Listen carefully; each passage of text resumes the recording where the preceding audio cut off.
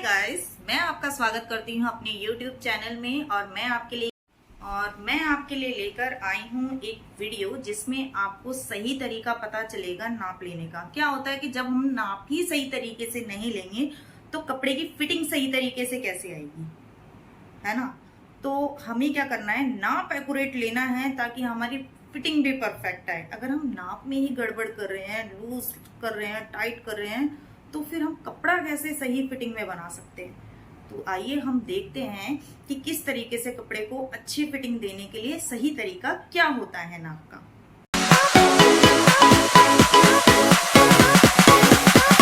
सबसे पहले हम ये जो पिन वाला हिस्सा है, जहां से ये 1 2 3 4 ये इंचेस में आ रहा है, हम इसे बिल्कुल शोल्डर से रखेंगे। जहां पे ज्वाइंट होता है, जहां सिलाई होती है कुर्ते की, ये वहां हम रखेंगे। और जिसको भी जितनी लंबाई चाहिए कुर्ते की या ड्रेस की, हम उस हिसाब से इसकी लंबाई रख लेंगे। घुटने तक या घुटने से नीचे या घुटने से ऊपर, जितना भी कस्टमर की रिक्वायरमेंट है। उसके बाद हम क्या करेंगे, सबसे पहला जो नाप होता है वो लंबाई का होता है। इसी तरह से आपको नाप लेना है। ऐसा नहीं है कि ग्राहक को पहले घुमाया, फिर ऐसे घुमाया, पहले छाती का नाप लिया, फिर लंबाई का ले रहे हो, फिर तीरे का ले रहे हो, ये सब नहीं चलता। तो एक प्रोफेशनल की तरह हमें काम करना है। तो पहले हमने लंबाई का नाप लिया, दूसरा नाप लेंगे हम यहां से, ये छाती का नाप यहां से हमने लिया और ये बिल्कुल सेंटर में इस तरीके से, राइट। क्या आप देख पा रहे हैं? ये इस तरीके से, ये जो इनका एक्यूरेट नाप आ रहा है, ये 31.5 इंच आ रहा है, 31.5, राइट। उसके बाद दूसरा जो नाप होता है वो होता है कमर का, जो कि हम यहां से लेंगे, इसको भी इसी तरीके से लेंगे। ये इनका जो नाप आ रहा है, ये आ रहा है 25.2, यानी कि 25.25 इंच। उसके बाद में चौथा नाप हमारा होता है हिप्स का। इसको हम यहां से लेकर और जो इंची टेप रखेंगे वो यहां साइड में रखेंगे। ये 33 इंच, 33 इंचेस, ये इस तरीके से नाप आ रहा है।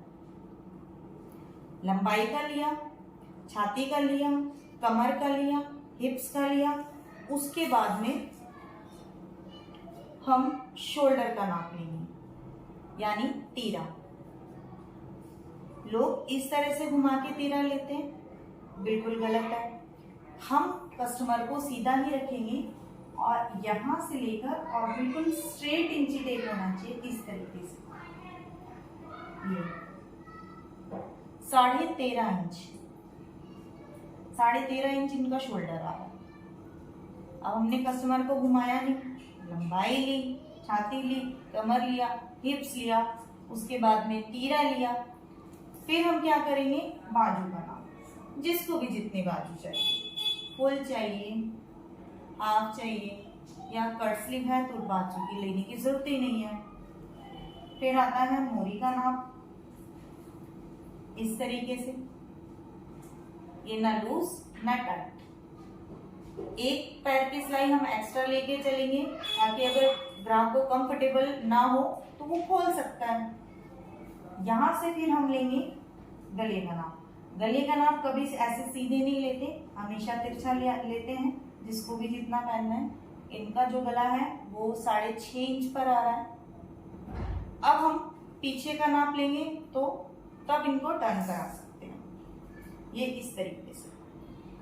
यहां से शोल्डर से नाप लिया और जितना भी गला चाहिए ये उस हिसाब से हमने गले का नाप ले लिया।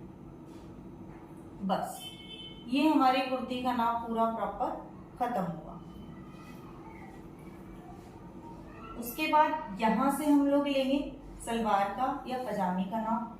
यहां से हमने पकड़ा, कस्टमर से हम कहेंगे कि यहाँ पे इंची टेप लगाए, जहां पे भी वो बांधते हैं, जहां पे जितना भी उन्हें चाहिए वो इंची टेप पकड़ेंगे और बिल्कुल जमीन तक टच कराना है। हम जितना भी किसी का नापा है बिल्कुल जमीन तक टच कराना है। वो कपड़ा तैयार होने के बाद लंबा नहीं रहता, एग्जैक्ट आता है।